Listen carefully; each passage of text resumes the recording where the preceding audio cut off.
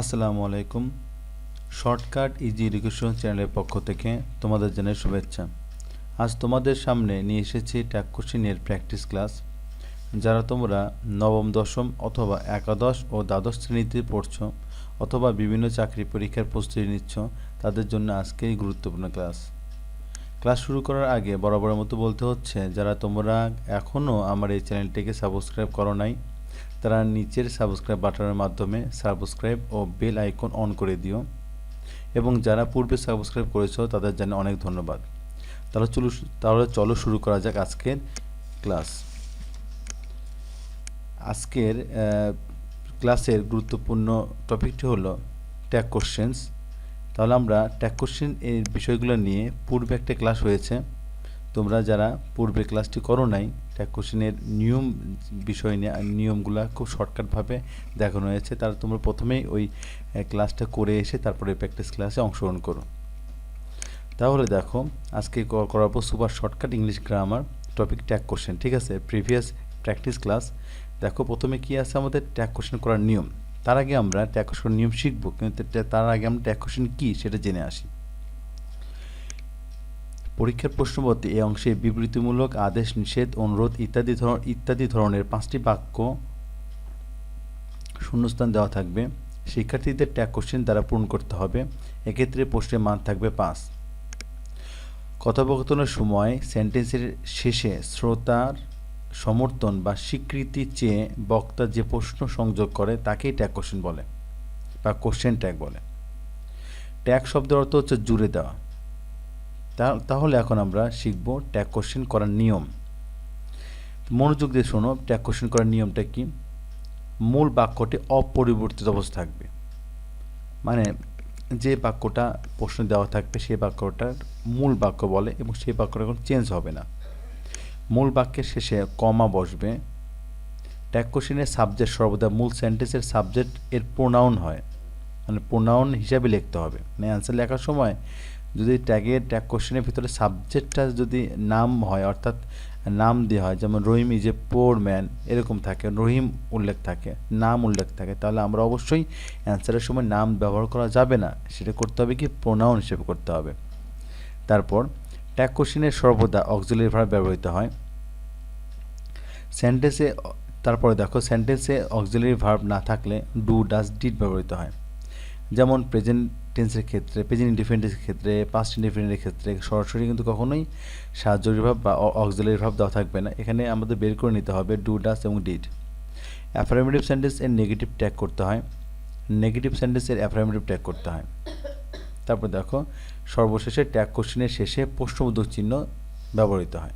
এটা খুব গুরুত্বপূর্ণ বিষয় যে ট্যাগ তুমি সম্পূর্ণভাবে সঠিকভাবে পূরণ করলে, কিন্তু দেখা যাচ্ছে যে তোমার প্রশ্নবোধক চিহ্ন তুমি দিলে না, তাহলে হবে কি প্রশ্নটা কিন্তু অনায়াসে কিন্তু শিক্ষক কাটা দেবে। আমরা এখন দেখি ট্যাগ কোশ্চেন করতে হলে যে আমাদের সাহায্যকারী ভার্বটা সংক্ষিপ্ত রূপ লিখতে হয়, তার কিছু সিম্পল ফর্ম থেকে ট্যাগ ফর্ম দেখব। তাহলে দেখো, সিম্পল ফর্ম এর পাশে ট্যাগ ফর্ম দেওয়া আছে। ডু নট থাকলে, প্রশ্নে যদি ডু নট থাকে অক্সিলারি ভার্ব হিসাবে, তাহলে আমাদের ট্যাগ করতে হবে ডন্ট দিয়ে করতে হবে। ডাজ নট থাকলে ডাজন্ট দিয়ে করতে হবে।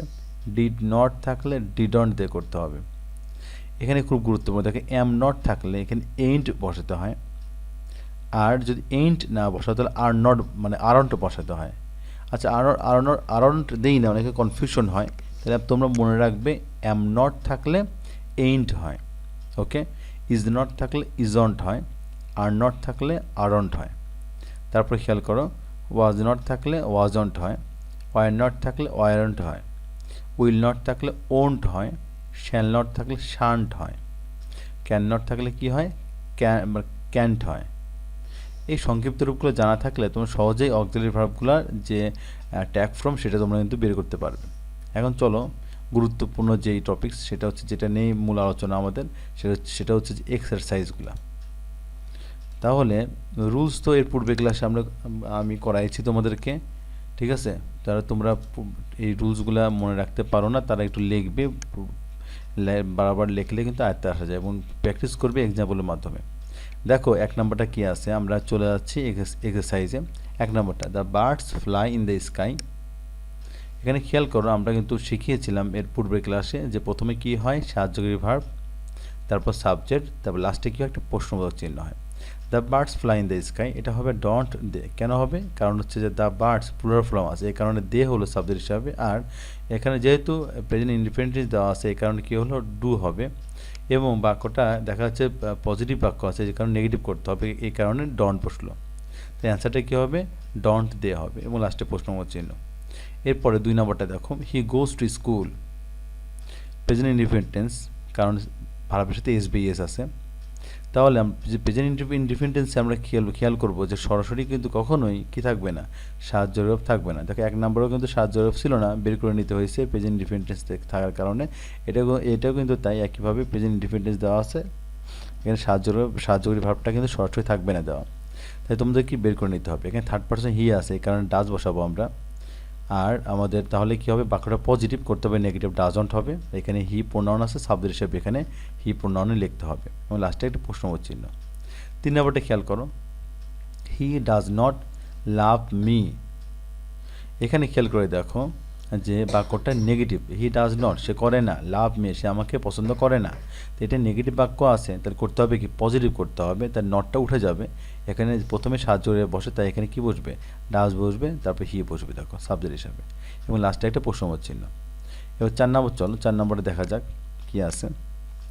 সালাম ক্যান নট রাইট, ওকে সালাম মানে লিখতে পারে না।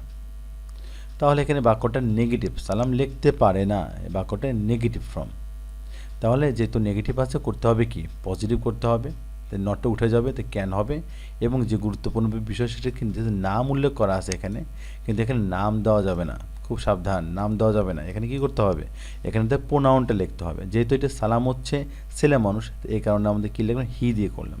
যদি এখানে সালাম না থাকে, সালমা থাকতো বা রহিমা থাকতো বা অন্য কোনো মেয়েদের নাম থাকতো, তাহলে এখানে কী হইতো, সি হইতো কিন্তু।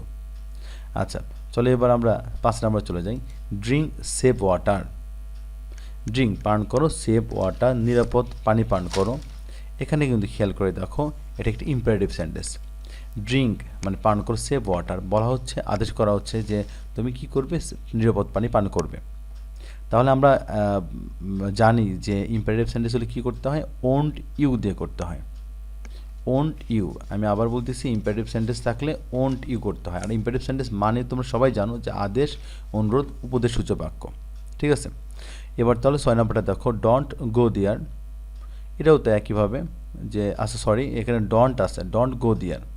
ডন্ট থাকলে কি হয়, আমরা শর্টকাট নিয়ম শিখেছিলাম, উইল ইউ হয়। ডন্ট থাকলে উইল ইউ। যারা শর্টকাট এই নিয়মগুলো জানো না তারা পূর্বে ক্লাসটা, মানে আমি আবারও বলছি পূর্বে ক্লাসটা করো, কারণ ওখানে অনেক সুন্দরভাবে শর্টকাটভাবে করে দেওয়া আছে। তাই তোমার প্লেলিস্ট, চ্যানেলের প্লেলিস্টে ঢুকে তোমরা ট্যাগ কোশ্চেনের প্রথম পার্টটা তোমরা দেখে নিও। আচ্ছা তবে 7 নম্বরটা দেখো, লেটস ওয়াচ দ্য গেম। আমরা সংক্ষেপে শিখেছিলাম যে লেটস থাকলে কি হয়, ডিরেক্টলি শ্যাল উই বসাবো, আমাদের কোনো চিন্তা করতে হবে না। লেটস থাকলে শ্যাল উই, লাস্টে প্রশ্নবোধক চিহ্ন। অনুরূপভাবে 8 নম্বরটা দেখো, let's walk by the river side, ঠিক আছে। তো let's walk by the river side, এটা কী দেওয়া আছে, 8 নম্বরটা লেটস দিয়ে শুরু আছে, তাহলে একইভাবে এখানে কী হবে, শ্যাল উই হবে এবং লাস্টে একটা প্রশ্নবোধক চিহ্ন, ওকে। 9 নম্বরটা দেখো, any student can do the same. Any student can do the same, এই নিয়মটা হচ্ছে এনি এর পর নাউন হলে, এনি এর পর যদি নাউন হয়, যেমন any man, any woman, any boy, any girl, any teacher, any student, any mother, any father, any person, এরকম ইত্যাদি দিয়ে যদি বাক্য শুরু হয়, মানে এনি ম্যান, এনি ওম্যান, এই যে এনি দিয়ে যেগুলো বললাম, এভাবে যদি বাক্য শুরু হয়, তাহলে আমরা কী করব, সাবজেক্ট হিসেবে আমরা দে বসাবো, ঠিক আছে। তাহলে any student can do the same, তা কী হবে এখানে, বাক্যটা ক্যান তো সাহায্য করে পাচ্ছি আমরা, তাহলে এখানে হাবোধক আছে, না বোধক করতে হবে, কান্ট করতে হবে। আর এনি স্টুডেন্ট, এনির পরে একটা নাউন থাকলে কি করতে হয়, দিয়ে করতে হয়, ওকে। 10 নম্বরে দেখো, এনি টিচার কুড বিট হিম। অনুরূপভাবে দেখো এখানে কুড আছে, এখানে আমরা পজিটিভ বাক্য আছে, নেগেটিভ করতে হবে, কুডন্ট হবে। আর এখানে এনির পরে একটা নাউন আছে, সেখানে কি করতে হবে, দিয়ে লিখতে হবে, মানে কুডন্ট দিয়ে হবে। 11 নম্বরটা খেয়াল করো, some boys do not read, ঠিক আছে।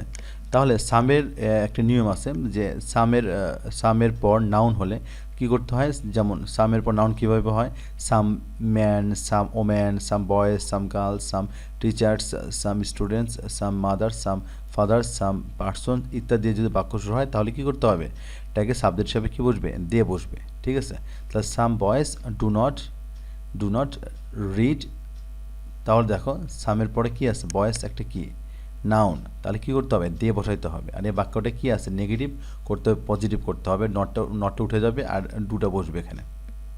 তো 12 নম্বরটা দেখো, সাম স্টুডেন্টস আর ইরেগুলার, তাই আমি আবার বলছি, সাম দিয়ে বাক্য শুরু হলে সামের পর যদি কোনো নাউন থাকে তাহলে কি করতে হবে, দিয়ে করতে হবে সাবজেক্ট হিসাবে। এবার যেহেতু এখানে আর আছে, পজিটিভ বাক্য, কোনো নট কিছু নাই, তাহলে কি হবে, আরন্ট দিয়ে হবে। 13 নম্বরটা খেয়াল করো, everybody loves an honest man. তাহলে এই নিয়মটা হচ্ছে যে everyone, someone, anyone, everybody, somebody, anybody ইত্যাদি দিয়ে যে বাক্য শুরু হয় তাহলে ট্যাগ কোশ্চেন করতে হয় কি, দিয়ে। আমি আবার বলতেছি, everyone, someone, anyone, everybody, somebody, anybody যদি ইত্যাদি দিয়ে বাক্য শুরু হয় তাহলে ট্যাগ করতে হবে, কি করতে হবে, সাবজেক্ট হিসাবে দিয়ে বসাইতে হবে। ঠিক আছে, তাহলে এখানে everybody loves an honest man, প্রত্যেকে সৎ মানুষকে কি পছন্দ করে, তো এখানে এভরিবডি, তাহলে সেই কারণে দেখো এভরি দিয়ে বাক্য থাকার কারণে যেটা নিয়মটা বললাম আমি, সেই কারণে কি হলো, দিয়ে হচ্ছে। আর বাক্যটা যেহেতু পজিটিভ করতে হবে, নেগেটিভ করতে হবে, কিন্তু এখানে বাক্যটা কিন্তু খেয়াল করো, লাভ মানে পছন্দ করা, এখানে কিন্তু এস বি এর যোগ করা আছে, তার মানে প্রেজেন্ট ইনডিফারেন্ট টেন্স, ভার্বের সাথে এস বি এর যোগ থাকলে কি হয়, প্রেজেন্ট ইনডিফারেন্ট টেন্স হয়। তাহলে সেখানে এখানে কী বসবে, এখানে ডু বসবে, ডুর সাথে নেগেটিভ করলে ডন্ট হয়, তা ডন্ট দিয়ে হবে। 14 নম্বরটা খেয়াল করো, no father dislike his son. তাহলে নো এর পর যদি নাউন থাকে, নো এর পরে কি ফাদার আছে, নো এর পর ফাদার নাউন, তাহলে নিয়মটা হচ্ছে নো এর পর নাউন হলে, যেমন নো ম্যান, নো বয়, নো গার্ল, এভাবে যদি থাকে তাহলে আমাদের কি ট্যাগ করতে হবে, দিয়ে করতে হবে। দেখো no father dislike his son, তাহলে এখানে কি হবে, নো ফাদার, বাক্যটা কিন্তু নেগেটিভ করতে হবে, পজিটিভ করতে হবে। তাহলে যেহেতু বাক্যটা প্রেজেন্ট ইনডিফারেন্ট টেন্স, তাহলে আমাদের যেহেতু থার্ড পারসন আছে এই কারণে আমাদের ডু বসবে। আর এখানে নো থাকার কারণে নোর পর যদি কোনো নাউন থাকে তাহলে কি বসবে, দিয়ে বসবে। 15 নম্বরটা দেখো অনুরূপভাবে, নো ম্যান ইজ অ্যাবসেন্ট, বাক্যটা নেগেটিভ করতে হবে, তাহলে পজিটিভ করতে হবে, নো ম্যান। ঠিক আছে, তাহলে এখানে খেয়াল করে দেখো, নোর পরে কি বসেছে, ম্যান, তাহলে এটা নোর পর নাউন বসেছে, এই কারণে দিয়ে বসলো। আর দিয়ে যদি বসে তাহলে কিন্তু এই বাক্যটা খেয়াল করে দেখেন, ইজ আছে, তাহলে আমরা কি ইজ দিয়ে বসাবো না, কখনোই কিন্তু ইজ দিয়ে বসে না, কারণটা কি, যে দিয়ে এর সাথে সবসময় কী হয়, আর হয়, এই কারণে আর দিয়ে বসবে। আর শেষে তো একটা প্রশ্নবোচক বসবেই। 16 নম্বরটা দেখো, there is a mosque in our village. There দিয়ে বাক্য শুরু হচ্ছে, ঠিক আছে, তাহলে দেয়ার দিয়ে যদি বাক্য শুরু হয়, নিয়মটা হচ্ছে দেয়ার দিয়ে বাক্য শুরু হলে এবং তারপর যদি টু বি ভার্ব থাকে, অর্থাৎ সাহায্য ভার্ব থাকে, ঠিক আছে, তাহলে কি হবে, বাক্যটা সাবজেক্ট হিসেবে দেয়ারই বসবে কিন্তু। তাহলে এখানে there is mosques in our village, subject হিসেবে আমরা দেয়ার পাচ্ছি, আর যেহেতু ইজ সাহায্য ভার্ব আছে এখানে পজিটিভ বাক্য, সেই কারণে আমরা কী লিখতে হবে, ইজন্ট লিখতে হবে। তাহলে অ্যান্সারটা কী হবে, ইজন্ট দেয়ার হচ্ছে। তারপর এটা দেখো, দেয়ার ইজ নো অপরচুনিটি নাও, বাক্যটা দেখি এটা কিন্তু একটা নেগেটিভ বাক্য, করতে হবে কি, পজিটিভ করতে হবে, যেহেতু ইজ সাহায্য দেওয়াই আছে তাহলে ইজ লিখবো, আর দেয়ার দিয়ে শুরু হচ্ছে এই কারণে কী লিখবো, দেয়ার লিখবো। 18 নম্বরটা দেখো, the Sidr damage many lives. ঠিক আছে, তাহলে সিডর অনেক জীবন কেড়ে নিয়েছিল, তাহলে এখানে যেহেতু ড্যামেজ আছে, তাহলে এখানে খেয়াল করে দেখো পাস্ট টেন্স আছে, কারণ সিডর অনেক জীবনকে কিনেছিল, এটা অনেক অতীতের একটা ঘটনা, এই কারণে কিন্তু বাক্যটা পজিটিভ নেগেটিভ করতে হবে, ডিডন্ট, ওকে, এ ডিডন্ট, তাহলে হি হবে এখানে। আচ্ছা, তারপর দেখো 19 নম্বরটা, ডেথ কামস টু অল, এখানে বাক্যটা কিন্তু প্রেজেন্ট ইনডিফারেন্ট টেন্স, মূল ভার্বের সাথে এস বা ইএস আছে, এখানে ডাজন্ট হলো, ঠিক আছে, আর এবং আর এখানে কি হলো আমাদের, একটা কথা তুমি বলিনি, সেটা হচ্ছে যে এই যে দ্য সিডর আছে, তারপর ডেথ আছে, তাহলে হি কেন হচ্ছে, এর হচ্ছে যে নিয়মটা হচ্ছে এমন কিছু নাউন আছে যার দ্বারা ক্ষিপ্রতা, বা প্রচণ্ডতা বোঝায়, যেখানে কিন্তু খেয়াল করো যে সি ডট দিয়ে কিন্তু ক্ষিপ্রতা বোঝাচ্ছে, এবং ডেথ কিন্তু সর্বজনে আসে, এটা কিন্তু একটা ক্ষিপ্রতা বা তীব্রতা বোঝাচ্ছে কিন্তু, বা প্রচণ্ডতা বোঝাচ্ছে। যদি ক্ষিপ্রতা বা প্রচণ্ডতা বোঝায় এবং এগুলোকে পুরুষের সাথে তুলনা করা হয়, যেমন the sun, summer, winter, death, storm, cyclone, Sidr, fire, flood, এই সকল নাউনের পরিবর্তে প্রোনাউন হিসেবে কি বসে? হি বসে।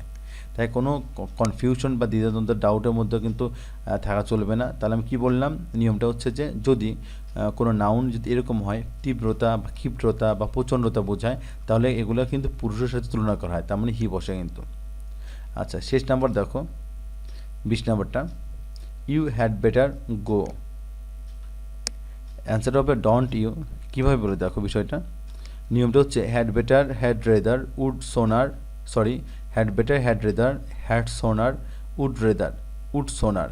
ওকে, যদি এগুলো দিয়ে যদি বাক্য শুরু হয় বা বাক্যর মাঝে থাকে, তা ট্যাগ করতে হয় ডন্ট, ডাজন্ট, ডিডন্ট দিয়ে করতে হয়।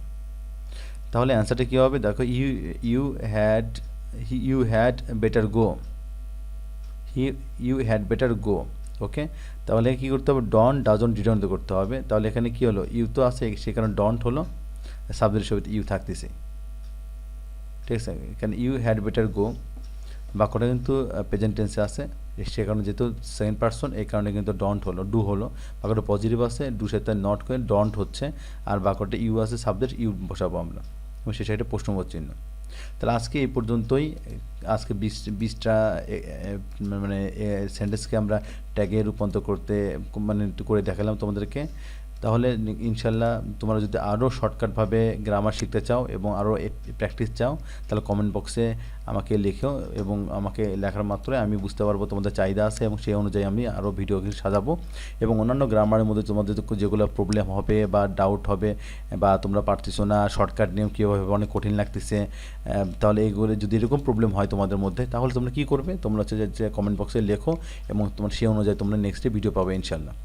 তাহলে আমি শেষে আবার বলতে হচ্ছে, তোমরা যারা এখনও সাবস্ক্রাইব করোনি, এখনই তোমরা সাবস্ক্রাইব, লাইক এবং শেয়ার করে আমার এই চ্যানেলের সাথেই থাকো। তাহলে দেখো তোমাদের কিন্তু নেক্সটে অনেক কিন্তু উপকার আসবে, এবং চ্যানেলটি অনুসরণ করলে তোমাদের কিন্তু প্রিপারেশন খুব সহজে, অল্প পরিশ্রমে তোমরা অনেক কঠিন কঠিন জিনিসকে কিন্তু অনেক সহজভাবে শিখতে পারবে।